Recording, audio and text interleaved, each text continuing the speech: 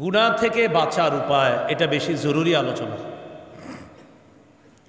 গুনাহ থেকে বাঁচার 12টা উপায় বলবো, 12টা শেষ, আলোচনাও শেষ হবে ইনশাআল্লাহ। 1 নাম্বার উপায়, অন্তরে আখেরাতের ফিকির তৈরি করা। অন্তরে আখেরাতের ফিকির তৈরি করা। আমার দিকে তাকান, চলেন কিছুক্ষণের জন্য ফিকির তৈরি করি। দেখেন, তাকান এদিকে, সবাই তাকান, সবাই তাকান। আমরা এখন আখেরাতের ফিকির তৈরি করব। বুখারীর বর্ণনা, রাসূলুল্লাহ সাল্লাল্লাহু আলাইহি সাল্লাম একটা চতুর্ভুজ আঁকলেন। এটা কি বোঝ? কই অঙ্কের ছাত্ররা কোথায়? এসএসসি তো চলতেছে মনে হয়। এটা কি বোঝ? চতুর্ভুজ। এই চতুর্ভুজটা আঁকার পর দেখেন আল্লাহ রসুল মাঝখান থেকে একটা বড় দাগ দিছে। এই দাগটা চতুর্ভুজের বাহিরে নিছে। তাহলে আবার বলছি, চতুর্ভুজ মাঝখানে একটা দাগ দিছে। দাগটা ভিতরে আছে না বাহিরে? তাহলে চতুর্ভুজ থেকে একটা দাগ দিয়ে বাহিরে নিয়ে আসলেন। বাহিরে যে দাগটা আনলেন, এই মাঝখানের দাগটার আশেপাশে, মানে এই দাগগুলোর ভিতরে মাঝখানের দাগের আশেপাশে ছোট্ট ছোট্ট অনেকগুলা দাগ দিস। এবার নবীজি বললেন, শোনো, এটা হলো মানুষ। বলেন, এটা হলো কি? মানুষ। আর এই চারপাশের যে দাগগুলা দেখলা, এটা মানুষের জীবন। বলেন, এটা কি? মানুষের জীবন। মাঝখানে যে ছোট্ট ছোট্ট দাগগুলা দিছি, এগুলা হলো বিপদ আপদ। মানুষ আজকে বিপদে পড়ে একটা, আবার শেষ হয়, আবার কালকে আসে। এইভাবে তার জীবনে বালা মুসিবত আসে, আবার ভালো অবস্থা আসে। এইভাবে মানুষের জীবন। তাহলে দেখেন, মানুষের জীবন, মানুষের বালা মুসিবত, আর এটা হলো মানুষ। মানুষ যে দাগটা দিছে নবীজি, দাগটা কি চতুর্ভুজের ভিতরে না বাহিরে? বাহিরে। এবার দেখেন, নবীজি বলেন, মানুষের এই চতুর্ভুজের বাহিরে যে দাগটা দিলাম, এটা হলো মানুষের আশা। এটা কি বলেন তো? এবার তাকায় দেখেন তো, জীবনটা চতুর্ভুজ। এবার দাগটা কি আশার ভিতরে না বাহিরে? এই দেখেন, জীবনের বাহিরে আশা। এই যে মানুষের আশা হলো বাহিরেরটা। তাহলে বলেন তো, আশাটা কি জীবনের ভিতরে না বাহিরে? নবীজি বলেন, মানুষ মারা যায়, আশাগুলা থেকে যায়। এই যে মানুষ, এই যে মানুষ টোটালটা, হ্যাঁ মানুষ, এই যে জীবন, মানুষের জীবন দেখেন। এবার আশাটা কই? জীবনের ভিতরে না বাহিরে? নবীজি বলেন, জীবন শেষ, আশা এখনো এতটুকু বাকি। তাহলে রাসূল সাল্লাল্লাহু আলাইহি সাল্লাম বলেন যে মানুষ মারা যায়, আশাগুলা থেকে যায়। এবার সবাই তাকান আমার দিকে। সাহাবীদেরকে নবী প্রশ্ন করলেন, তোমাদের কাছে তোমাদের সম্পদ বেশি দামি না ওয়ারিসের সম্পদ? সাহাবীরা চিন্তিত হয়ে গেলেন, কি প্রশ্ন করলো? আমাদের সম্পদ না ওয়ারিসের? সাহাবীরা চিন্তা করলেন, আমাদের সম্পদ ওয়ারিস পাবে কখন? আমি মারা যাওয়ার পর। তাহলে আমি মারা যাওয়ার আগ পর্যন্ত তো ওয়ারিস আমার সম্পদ পাচ্ছে না, মিরাজ পাচ্ছে না। তার মানে আমাদের সম্পদই আমাদের কাছে বেশি প্রিয়। নবীজি বললেন, বুঝে শুনে বলতেছো তো, তোমাদের কাছে কোনটা দামি? সাহাবীরা বললেন, হুজুর, আমাদের সম্পদ আমাদের কাছে দামি ওয়ারিসের সম্পদের চেয়ে। নবীজি বললেন, তাহলে মন দিয়ে শোনো, তোমরা যা কামাই করতেছো এটা হলো ওয়ারিসদের সম্পদ। তুমি মরার পরে যেটা নিয়ে যাবা সেটা হলো তোমার সম্পদ। তোমরাই বললা তোমাদের সম্পদ তোমাদের কাছে বেশি দামি। আবার তাকান, এটা হলো সম্পদ তোমার, এটা হলো আমল। নবী বলেন, তোমার আমলটা কবরে যাবে, সম্পদটা থেকে যাবে। সম্পদ কে পাবে? ওয়ারিস। আর আমল নামা কে পাবে? তুমি, আমি। বলেন সবাই, আমল নামা কে পাবে? আমি। আর সম্পদ কে পাবে? তাহলে এবার বলেন, আমি যা কামাই করলাম কে পাবে? আর আমি কবরে যা নিয়ে যাব সেটা কি? তো নবী বলেন, তোমরাই বললা তোমাদের সম্পদ তোমাদের কাছে দামি। তো মনে রাখবা, আজকে থেকে তোমার সম্পদ হলো আমল, ওয়ারিসের সম্পদ হলো তোমার মাল। তাই তোমার সম্পদটা বেশি মূল্যায়ন করো। তো এবার সবাই বলেন, আমাদের সম্পদ কোনটা? আমল। বলেন, আমাদের সম্পদ। আর যা কামাইতেছি কার সম্পদ? মাশাআল্লাহ, এই তো বুঝে আসছে আপনাদের।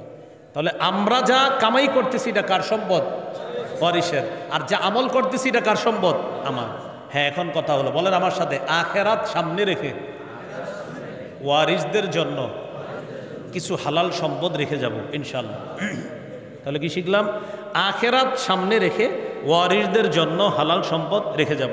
কারণ রাসূলুল্লাহ সাল্লাল্লাহু আলাইহি সাল্লাম বলেছেন, আনতাযারা ওয়ারাসাতাকা আগনিয়া খায়রুম মিন আনতাযারাহুম আলাতান রিআআন ইয়াতাকাফফাফুনান নাস।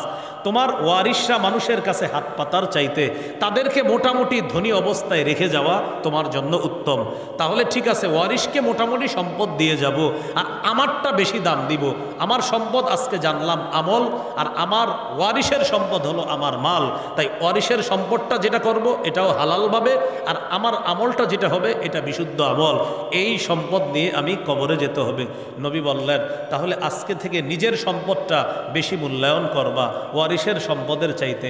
হ্যাঁ, ওইটাও পাত্তা দিবা, এটাও দিবা, বাকি আখেরাতটা সামনে রাখবা, দুনিয়াটা পিছনে রাখবা। তাহলে দেখি বুঝে থাকলে বলেন তো, আমাদের সম্পদ আমল, আমাদের সম্পদ ওয়ারিশের সম্পদ মাল। বলেন, আমাদের সম্পদ ওয়ারিশের সম্পদ মাল। আজকে এটা বারবার শুইবেন আর চিন্তা করবেন, আমার সম্পদ আমল, তাহলে আমার মাল কার? ওয়ারিশের। আমার সম্পদ কি? আমল।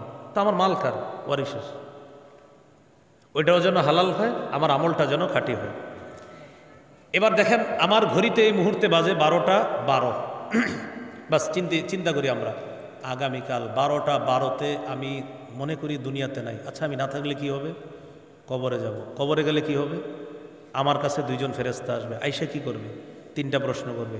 3 প্রশ্নের উত্তর দিতে পারলে কবরটাই জান্নাতের বাগান হবে, না পারলে জাহান্নামের অংশ হবে। ইন্না লিল্লাহ। তাহলে কালকে 12টা 12তে আমার এই অবস্থা হতে পারে, হয়তো আমার কবরের অংশটা জাহান্নামের টুকরা হবে, না হয় জান্নাতের অংশ হবে। তার মানে হলো আমি যে ফজর পর্যন্ত বাঁচবো কিনা নিশ্চয়তা নাই। তো কি করতে হবে? তার মানে আজকের এশাটা আমার জীবনের শেষ এশা মনে করতে হবে। বুঝে আসছি? এই হলো আখেরাতের ফিকির, এইভাবে তৈরি করেন। আখেরাতের ফিকির আরেকটা তৈরি করতে পারেন এইভাবে। ডাক্তার আপনাকে বলল আপনি ক্যান্সারের রোগী, আর 24 ঘন্টা বাঁচবেন। 24 ঘন্টা পরে আস্তে আস্তে আপনার শরীর ড্যামেজ হয়ে যাবে, আপনি মারা যাবেন। বাসায় আইসা আপনি কাউরে জানান নাই আপনি যে ক্যান্সারের রোগী, মানে কাউরে বলেন নাই আপনি যে আসলে মারা যাইতেছেন। আপনার আব্বা আপনার এমনভাবে বকাঝকা শুরু করছে, আপনি কিচ্ছু কর না, হাসেন। কেন? যে আব্বা জীবনের যত বকা আছে বকা দেন, কারণ আমি বেশি দিন নাই।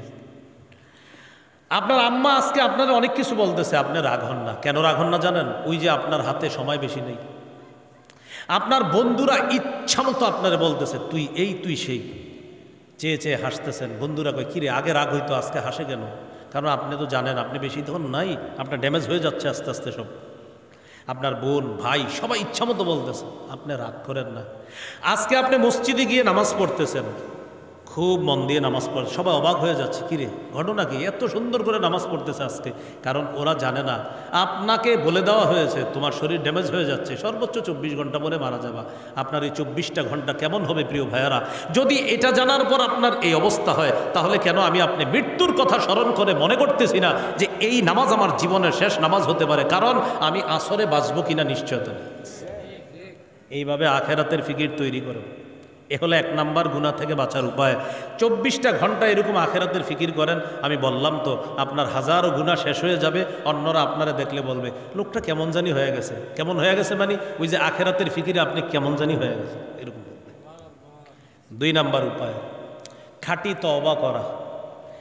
সূরা তাহরিমের 8 নম্বর আয়াত, 28 নম্বর পারা 20 নম্বর পৃষ্ঠা, সূরা তাহরিম 8 নম্বর আয়াতে আল্লাহ বলেন, ইয়া আইয়ুহাল্লাযীনা আমানু তুবু ইলাল্লাহি তাওবাতান নাসুহা আসা রাব্বুকুম আন ইউকাফিরা আনকুম সাইয়্যাতিকুম।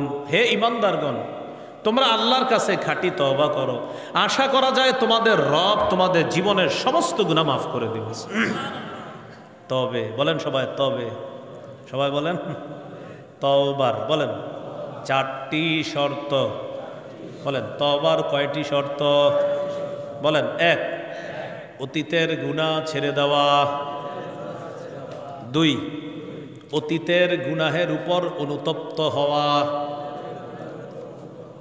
3 দৃঢ় প্রতিজ্ঞা করা আমি ভবিষ্যতে এই গুনাহ আর করব না, 4 আমার জিম্মায় কোনো বান্দার হক থেকে থাকলে সেই হক আদায় করে দিব। এই 4 শর্ত তওবা কবুলের। 1 নাম্বার অতীতের গুনাহ ছেড়ে দেওয়া, 2 নাম্বার অনুতপ্ত হওয়া, 3 নাম্বার, আমি প্রতিজ্ঞা করছি আমি ভবিষ্যতে এই গুনাহ করব না। 4, গুরুত্বপূর্ণ, বান্দার হক যদি জিম্মায় থেকে থাকে এটা আদায় করে দিবেন। আপনাদের শুনতে কষ্ট হলেও আমি বলছি, আপনি একজনের কাছ থেকে টাকা পাইতেন 500 টাকা, টাকাটা আনার সময় তার কাছ থেকে 500 এনেছেন, সাথে 50 টাকা সুদে এনেছেন। এই যে 50 টাকা আপনি সুদ এনেছেন, এই 50 টাকা আপনার না, যার থেকে এনেছেন এটা তার। কি হলো কথাটা? আপনি এইভাবে 50,000 টাকার মালিক হয়েছেন। কিভাবে? ওই সুদের অংশে। এই যে 50,000-এর মালিক হয়েছেন, এই 50,000 আপনার না, যাদের থেকে আনছেন তাদের। আপনি দিয়ে দেন। আমি সত্যি বলছি, আপনার তওবা কবুল হচ্ছে না। না হয় কি শিখলাম? সুদের অংশটা কার? যার থেকে আনছেন তার। বলেন, সুদের অংশ কার? যার থেকে আনছেন তার। কি একটা বিষয় হয়ে গেল না? অনেকে নিয়ত করে সুদ খাইতে খাইতে উনি বড় লোক হবে, তারপর হজ করে উনি ভালো হয়ে যাবে। কি ডিজিটাল পদ্ধতির ভালো হওয়া! এত সহজ না বিষয়টা। যাদের থেকে আপনি মেরেছেন তাদের প্রত্যেককে আগে টাকাগুলা দেন, পরে হজে যান। মনে থাকবেনি 4 শর্ত: গুনাহ ছেড়ে দেওয়া, গুনাহের উপর অনুতপ্ত হওয়া, প্রতিজ্ঞা করা ভবিষ্যতে এই গুনাহ করব না। 4 নাম্বার, বান্দার হক আদায় করে দেওয়া। আল্লাহ আমাদেরকে 4 শর্ত পূরণ করার তৌফিক দান করেন। যদি এইভাবে তওবা করতে পারেন, ইবনে মাজার 4250 নম্বর হাদিস, রাসূলুল্লাহ সাল্লাল্লাহু আলাইহি ওয়াসাল্লাম বলেন, আত্তাইবু মিনাদ যামবি কামান লা যামবা লা। গুনাহ থেকে তওবাকারী ব্যক্তি এমন হয়ে যায় যেন তার কোনো গুনাহই নাই। আপনাদেরকে একটা হাদিস শোনাই, তিরমিজির 3538 নম্বর হাদিস। বুখারী মুসলিমে বড় করে আসছে, তিরমিজিতে ছোট করে। কোনটা শুনবেন, বড়টা না ছোটটা? আচ্ছা ঠিক আছে, বড়টাই শোনাই আগে, পরে ছোট অংশটা শোনাই। এক ব্যক্তি সফরে বের হয়েছে। সফরে বের হওয়ার পর তার সাথে তার বাহন আছে। তার বাহনের মধ্যে তার খানা আছে, পানিও আছে, সফরের সরঞ্জাম আছে। খানা, পানি, সফরের সরঞ্জাম নিয়ে তিনি সফর করতে করতে শরীরে ক্লান্তি এসে গেছে। শরীরের ক্লান্তি দূর করার জন্য যাত্রা বিরতি দিয়ে এক জায়গায় তিনি নামলেন সফরের ক্লান্তি দূর করার জন্য। লোকটা যাত্রা বিরতি দেওয়ার পর যেখানে নামলেন, নামার পর তার চোখের তন্দ্রা এসে যায়। তন্দ্রা নিদ্রায় রূপান্তরিত হয়ে তিনি ঘুমের মধ্যে চলে যান, ঘুমায় গেছে। ঘুম থেকে উঠছে, উঠার পর তাকায় দেখে তার বাহনটা হারায় গেছে। বাহনের উপরে তার খানা ছিল, পানি ছিল, আসবাবপত্র ছিল, সব গেছে। মনটা খারাপ। আমি এখন কি করব? আমি কি বাকি পথ সফর করব নাকি আবার বাড়িতে ফিরে যাব? চিন্তা করে দেখলেন বাকি পথ সফর করতে গেল যেই পরিমাণ সরঞ্জাম প্রয়োজন আমার সাথে নাই, আর আমি এত পরিমাণ দূরে সফর করে চলে এসেছি, আবার পুনরায় বাড়িতে যাওয়াও আমার পক্ষে কষ্টকর, অতএব এখানেই মরতে হবে।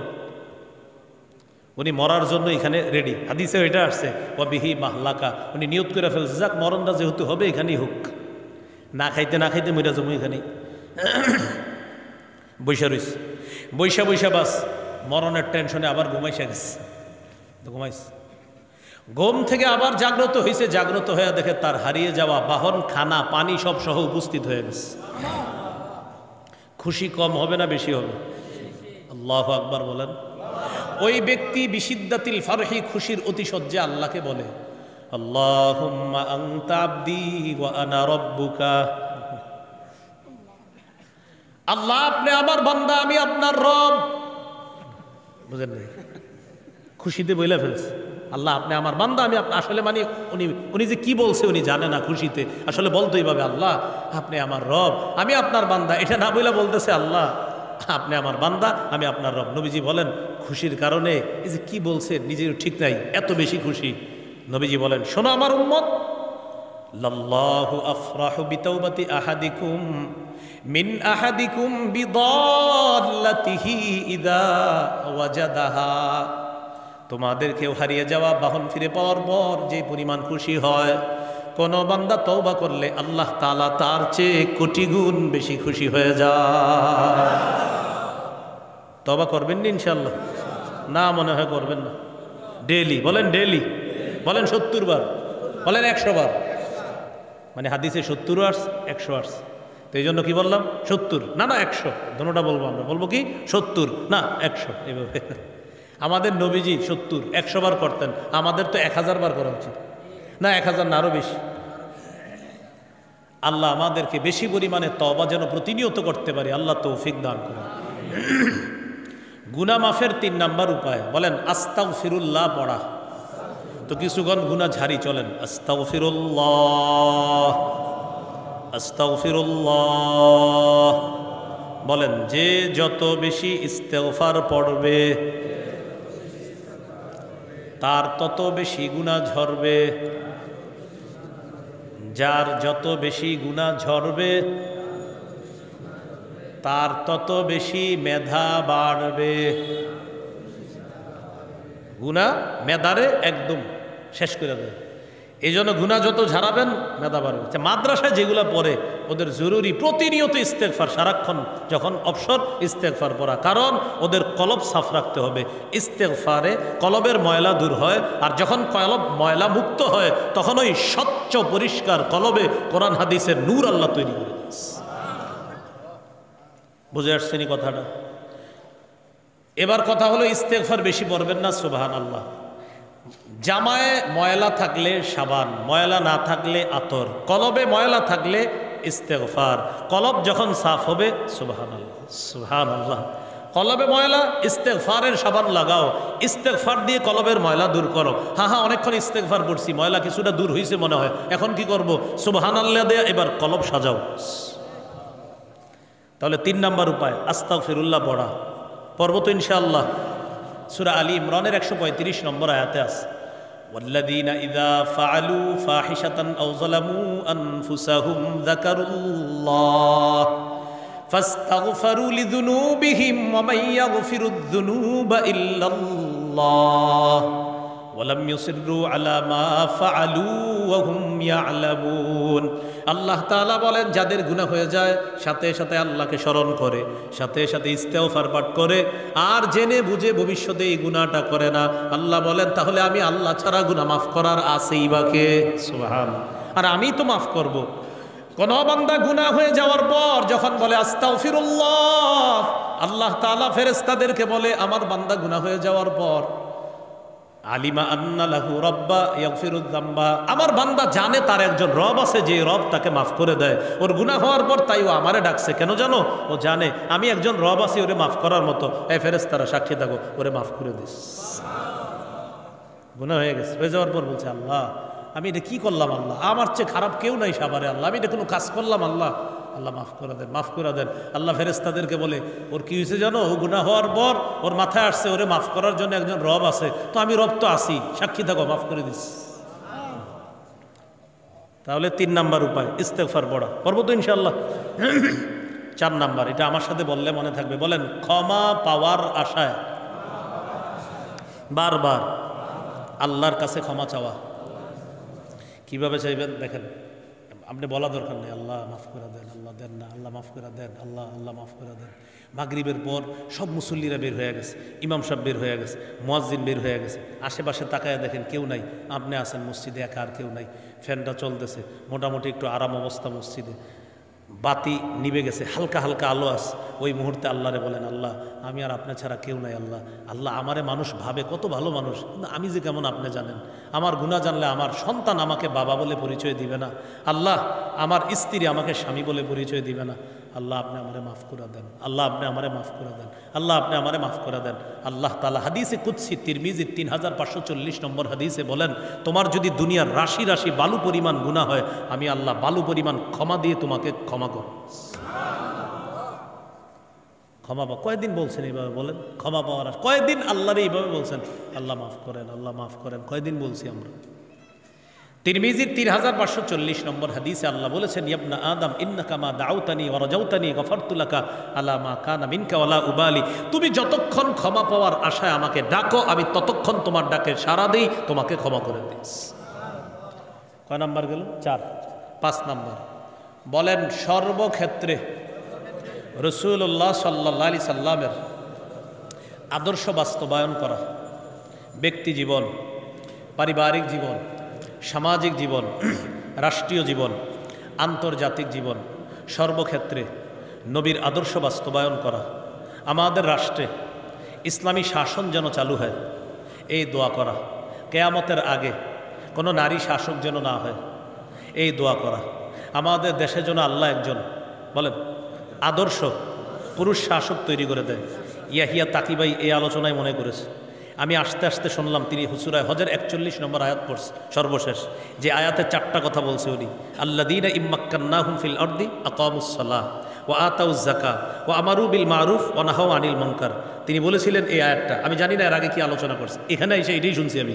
তিনি বলতেছেন যে আল্লাহ বলেন, আমি যাদেরকে দুনিয়ার ক্ষমতায় বসাই তাদের 1 নাম্বার কাজ হবে তারা নামাজ কায়েম করবে, 2 নাম্বার জাকাতের বিধান চালু করবে, 3 নাম্বার সৎ কাজের আদেশ করবে, 4 নাম্বার অসৎ কাজ থেকে নিষেধ করবে। এটাই তো বলতেছিলেন। বোঝা গেল আমি ভালো শ্রোতা। আচ্ছা যাই হোক, তো বলছিলাম একজন আদর্শ পুরুষ শাসক যিনি এই 4টা কাজ করবে, ওই ভাই যে আলোচনাটা করতেছিলেন, বাস এটা মনে রাখা। তাহলে আল্লাহ রসুলের আদর্শ রাষ্ট্রীয় জীবনেও বাস্তবায়ন করা, আরেকটা হলো আন্তর্জাতিক জীবনেও বাস্তবায়ন করা। আন্তর্জাতিক জীবন যেমন ফিলিস্তিনের ভাইদেরকে ভুলে যাওয়া যাবে না, তাদের জন্য কিছু করার চেষ্টা করা। ফিলিস্তিনের জন্য আমাদের করণীয় 4টা, বলেন কয়টা? 1 নাম্বার সহযোগিতা পাঠানো, 2 নাম্বার জিহাদ করা, প্রাচীরের বাধার কারণে এটা আমরা পারছি না। 3 নাম্বার ইয়াদাত প্রস্তুতি গ্রহণ করা, হ্যাঁ আমরা প্রস্তুত আছি ইনশাল্লাহ, আল্লাহ সুযোগ করলে আমরা যাব। 4 নাম্বার তারা যেই সমস্ত শক্তি সঞ্চয় করে যেই মাধ্যমে, ওই মাধ্যমগুলো বয়কট করা। আমার টাকা দিয়ে যেন আমার মুসলমান ভাইয়ের রক্ত না ঝরে। ঠিক কয়েও তো কোরবানির গোস্তটা খাইয়ে একটা ঠান্ডা টান দিবেন, বলবে ঠান্ডা না দিলে কি লাগে না, ভালো লাগে না। তাকান তো আমার দিকে, সবাই তাকান ভালো করে, তাকাইছেন? 18 বছর হলো এই পানি ছুঁয়ে দেখি না। হ্যাঁ আমি আমি আমি আমি কয় বছর? অবাক লাগছে না? বাস্তব। হ্যাঁ, পৃথিবীর কাউরে প্রমাণ করতে কোন আমার এটি খাইতে দেখছি। 18 বছর হলো, না ঠান্ডা না গরম, না এই পানি না ওই পানি না সেই পানি, কোনো পানি না। 18 বছর। আলহামদুলিল্লাহ, বিইজনিল্লাহ, ইনশাল্লাহ মরা পর্যন্ত ছুঁয়ে দেখব না। আমার জীবনও চলছে, আপনার জীবনও তো চলছে, আমি তো আলহামদুলিল্লাহ ভালোই আছি। তো আপনি বলে এটা না খাইলে জীবন চলে না, আমারটা কেমনে চললো? এটা এই জন্য বললাম, আপনারা যেন বলতে পারেন যে বেড়ায় পারলে আমরা পারবো না। আজকে থেকে বলবেন বেড়ায় পারলে আমরা পারবো না, এটা বলবেন। কালকে এইভাবে বলবেন এ পারলে আমরা পারবো না, বাস। তাহলে এদের এগুলা বয়কট করবো তো ইনশাআল্লাহ।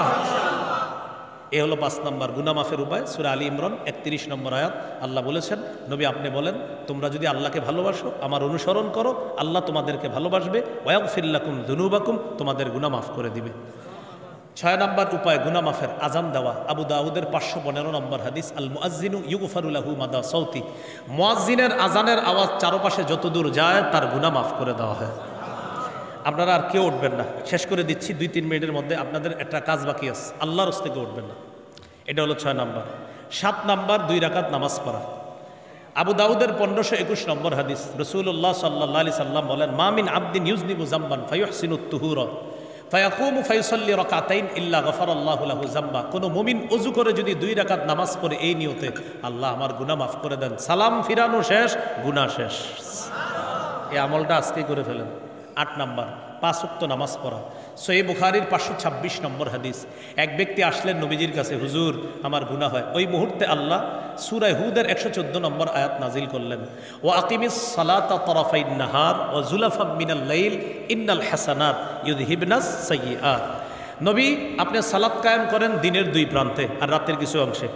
আমি অন্য কোথাও বয়ানে আসলে আমার একটু মনে করাই দিবেন কানে কানে। ফিলিস্তিনের ইতিহাস অন্য বয়ানে বলে দিব ইনশাল্লাহ। ওই আমাদের ফিলিস্তিনের যে বিষয়গুলো, এটা ইনশাল্লাহ কোনো বয়ানে বলে দিব। এদিকে কোথাও বয়ানে আসলে আমার খালি একটু বলে দিলে হবে, বলে দিব। অনেকে এই বিষয়টা শুনতে চায়, জানতে চায়, এটা জানা দরকার।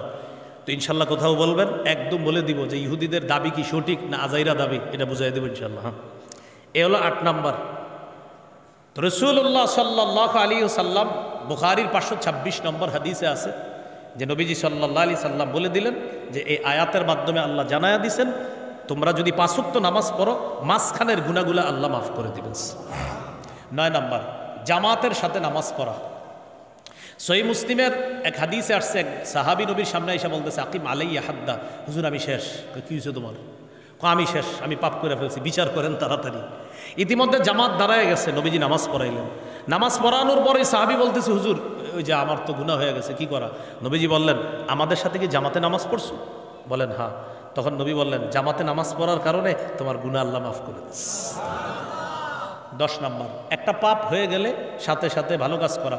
এই বুঝেন কিন্তু বলি নাই পাপ করে ফেললে, বলছি পাপ হয়ে গেলে।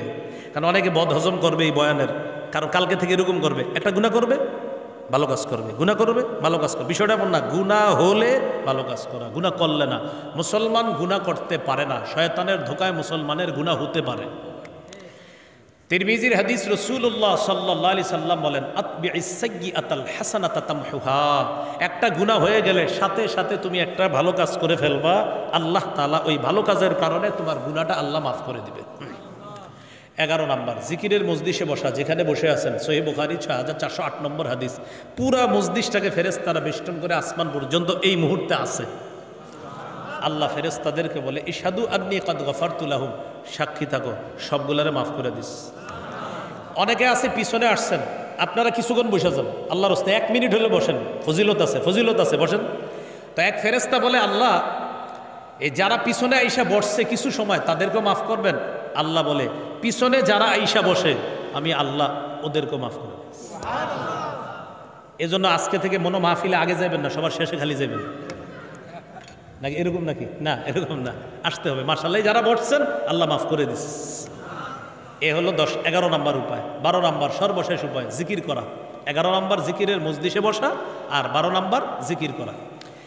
রাসূল সাল্লাল্লাহু আলাইহি সাল্লাম বলেন, আল্লাহর কাছে 4টা জিকির সবচেয়ে পছন্দের, সুবহানাল্লাহ, আলহামদুলিল্লাহ, লা ইলাহা ইল্লাল্লাহ, আল্লাহু আকবার। এই 4টার মধ্যে শ্রেষ্ঠ হলো লা ইলাহা ইল্লাল্লাহ। তিরমিজির 3592 নম্বর হাদিস, ইখলাসের সাথে কেউ যদি একবার বলে লা ইলাহা ইল্লাল্লাহ, আসমানের সবগুলা দরজা খুলে দেওয়া হয়, তার লা ইলাহা ইল্লাল্লাহ যেন আরশ পর্যন্ত পৌঁছে যায়। মনে থাকবে তো ইনশাআল্লাহ? আচ্ছা, এখন একটা আমল করব আমরা। সে আমলটা হলো, আপনারা কেউ উঠবেন না, এটা হলো প্রথম কথা। আপনাদের সামনে রুমাল যাবে, রুমালের মধ্যে যে যা পারেন শরীক হবেন। যদি দান না করেন আপনিও বসে থাকেন, আর যারা দান করবেন তারাও বসেন, যারা করবেন না তারাও বসে থাকেন, দোয়া করতে থাকেন। রুমাল যাবে তাড়াতাড়ি। আল্লাহর রাস্তায় 1 মিনিট শেষ হয়ে যাচ্ছে, কেউ উঠবো না।